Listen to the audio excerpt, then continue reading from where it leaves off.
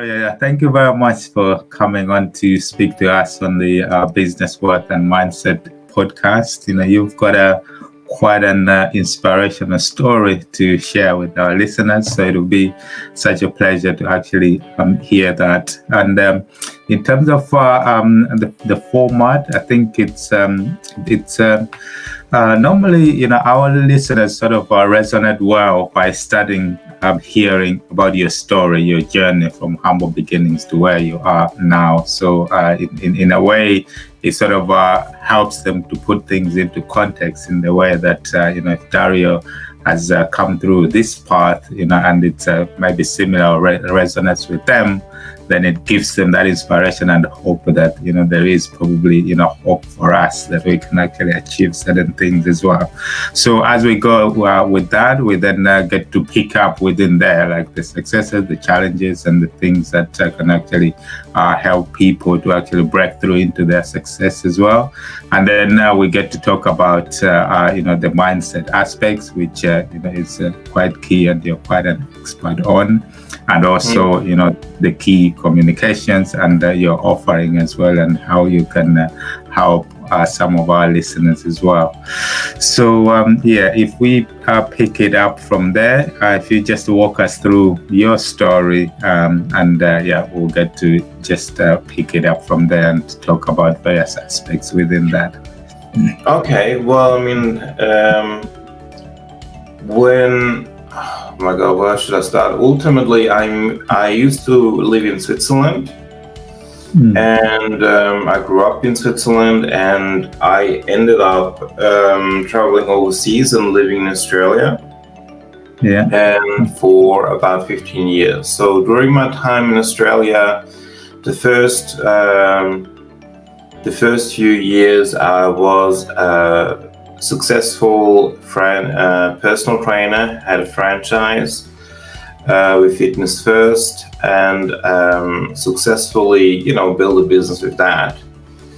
And I found that ultimately that a lot of people work from the outside in, meaning they think that working on their body will also change their mind. And I believe that is only to a certain degree possible. So whereas, because I saw over and over again that people self-sabotaged their own progress, not because they weren't doing the exercise or the diet or anything like that, but because they didn't believe in themselves. And as a result, they compromised themselves in doing things that are not congruent. And after almost 5 years working as a personal trainer, having also had apprentices under me and things like that, I decided I wanted to learn more about the subconscious mind, about how does it work? How can one let go of trauma and negative emotions and patterns and that create that self-destruction to create a better life? And that in my education and certification in NLP, hypnosis, and timeline therapy, with Dr. Tad James back in Australia. And after I got certified, I started working not only as a personal trainer, but as a business/life coach. So I help many individuals literally letting go of their limitations and creating a new reality. So one person, for instance, was an actor who didn't get any jobs and he had problems with his dad. And when I helped him ultimately let go of the limitation that was associated on a subconscious level, he then, within 1 month, ultimately had a better relationship with his dad. And as a result of it, he got 3 new jobs as an actor. So it all shifted dramatically, and that's how my career ultimately started, as in self-development industry working. But then because I didn't make enough money from just doing that, I accepted a job with working with an agency that represented Tony Robbins. I'm sure you're familiar with Tony Robbins, correct? Absolutely. Yeah. So, and I was hired on commission-based only job, meaning all of a sudden I had to make phone calls to prospects, cold prospects that once read his book or downloaded his book, The Giant Within, or things like that. Yeah. And I thought that would be easy because I had that experience with NLP and the different techniques and how to communicate and adapt your behavior, and it wasn't as easy as I thought it would be. In fact, the first 2 weeks, even though I worked every day from 9 a.m. till around 8 p.m., being on the phone, calling prospects, calling customers that once attended UPW, I didn't make one sale. And I got very frustrated, and I remember I woke up, I think it was the 9th of June, oh my God, about in the year 2000 or something like that, 99, something like that.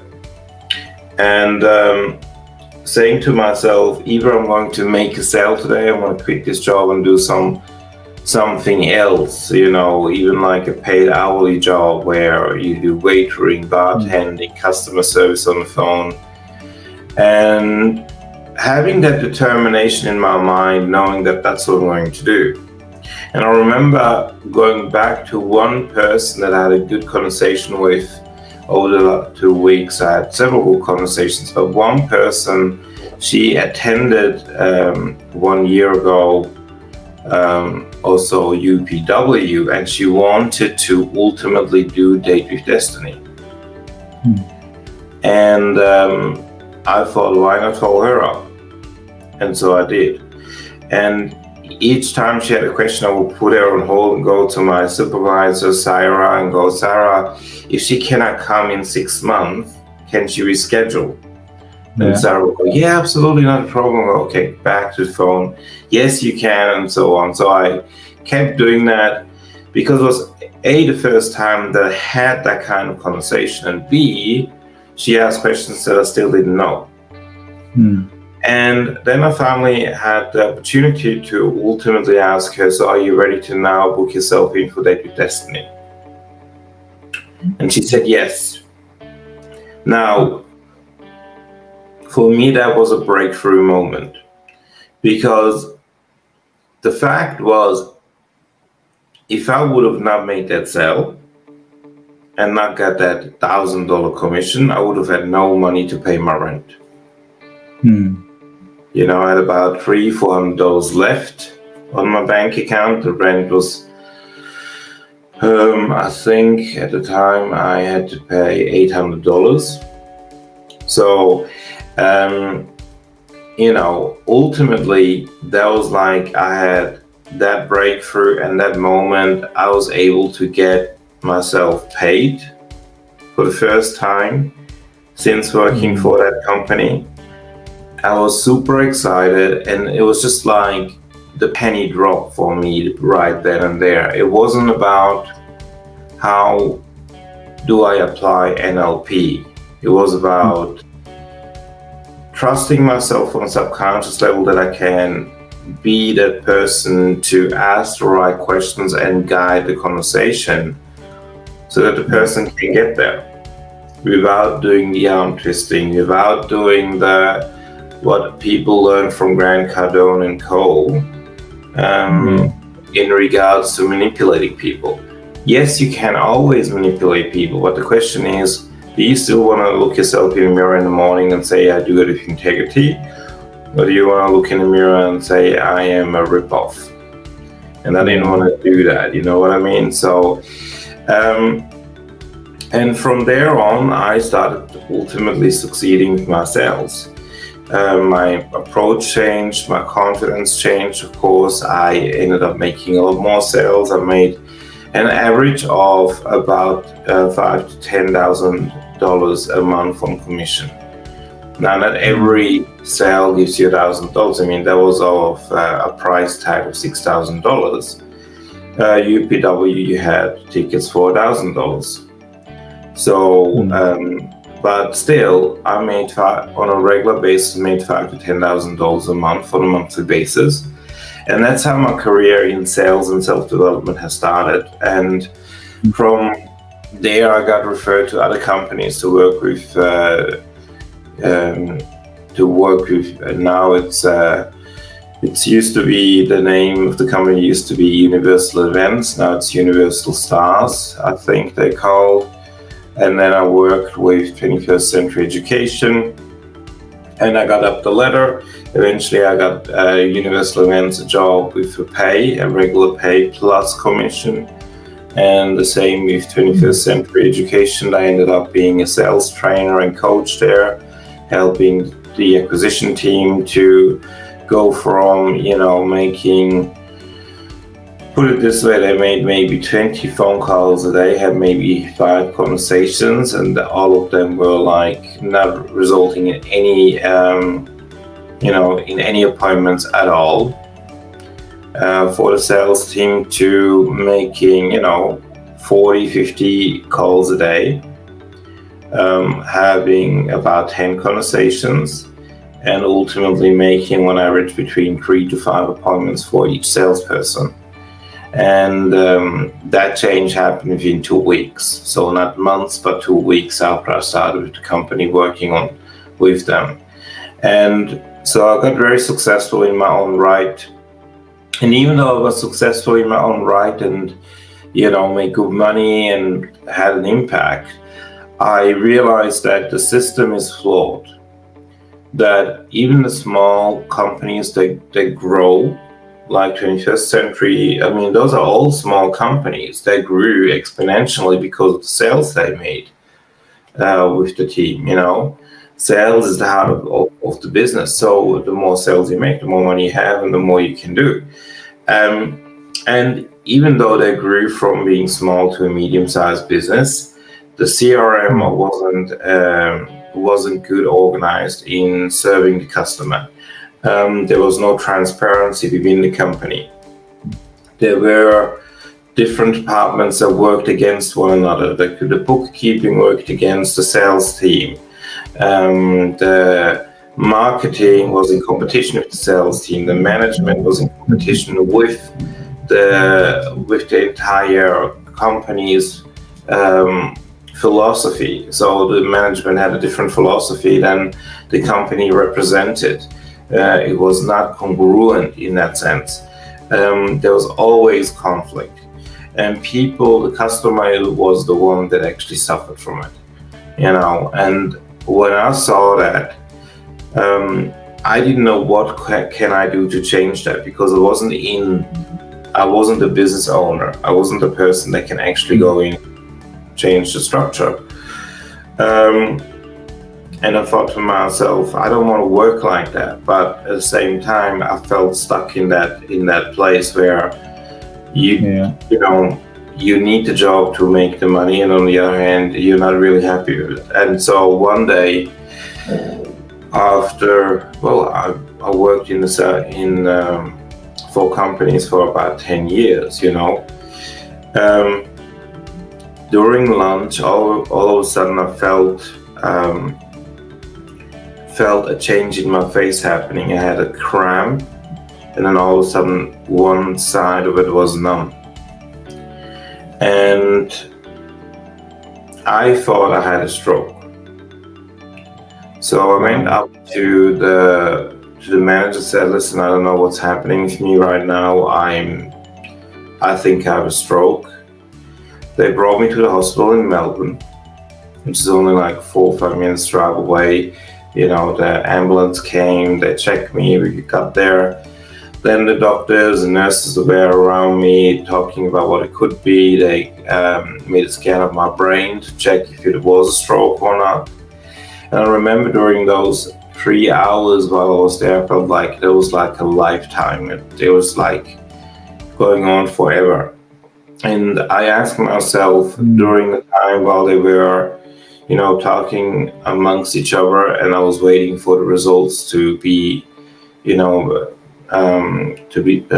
come back. I asked myself, did I live my life with purpose? And the answer of it was no. Mm. And then I asked my subconscious mind, what is my purpose? What am I born for here, right now on this planet Earth? And when I asked that question, a lot of, on a subconscious level, a lot of pictures were shown to me, and I just saw myself on stage. I saw myself releasing books, talking to people coming up to me, hugging me, giving me compliments, that sort of thing. It wasn't at a specific location or anything. It was just like, how the subconscious works. It's not in chronological order or anything. It is really, I'll say, when the subconscious mind communicates with you, it's abstract. It might be through sounds, it might be through pictures, it might be through an internal voice. But it's never like we know it to be with our consciousness, where we talk in a sort of like structured way. It's never like that. So, and that's when I decided it's time for me to change. And so I made changes. I ended up being told that I had Bell's palsy, which thankfully is not a stroke. It's just paralyzing of your face nerves, kind of thing. So you cannot actually move your mouth as much. It's still a pain in the ass illness, and people, like the doctors, have no clue what it is or why what needs to be done. And I didn't give up on that. I thought to myself, well, I'm going to heal my body the best way that I can. I went to acupuncture, I did hypnosis, and many other things along the way to heal my body and get that movement back. And then I decided I'm going to go back to Switzerland and, start my life over again, to be closer to my family. And that's exactly what I did. And after, having worked 1 to 2 years for other companies just to get myself ready to do my own thing, I ended up ultimately creating my own company. Today it's called Entrepreneur Growth. Before it was On-Call Business, but I changed the name because what I'm really doing is, and even when I was employed here in Switzerland, again, I worked with companies in retention and in the leading a sales team for a marketing company and so on. Even though I love working with people, like I always feel like I'm working with entrepreneurs, even the business people that have a marketing consultation or a personal training business or an insurance agency or stuff like that. The owner of those companies mostly are entrepreneurs, and from a mindset perspective, they're not just looking at how can I run my business the best way. They're also looking at how can I improve myself to run the business the best way. And that's the difference between me and many others that are doing sales training and coaching. Because with me, I end up working with you on a more holistic approach to see how can you and your staff create a business with purpose to ultimately serve the customer a better way possible to win the customer's loyalty. So you don't need to keep on running marketing campaigns.